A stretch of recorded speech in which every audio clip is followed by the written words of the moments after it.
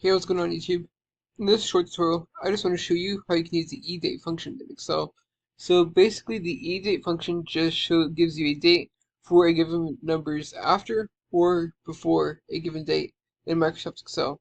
So let's say we have this example, for example, February 25th, 2023, and we wanted to figure out what was 6 months in advance from this. Well, to do this, we can do equals EDATE, or parentheses, the first argument is the date, and then comma for the next argument, the number of months, just 6 months. Then close parentheses. And Excel can actually format dates to numbers, so we're going to format this as a short date to make it actually formatted like a date. So 6 months from this date is August 25th, 2023.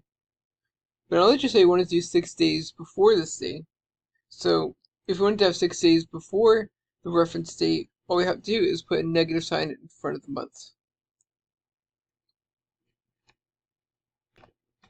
And now you can see with the negative sign, it's going the number of months before the date that we put in, as opposed to with the positive sign for another number of months, it goes to the number of months after. So I hope you found this tutorial to be helpful. If you did, like, subscribe, comment. Thank you for watching.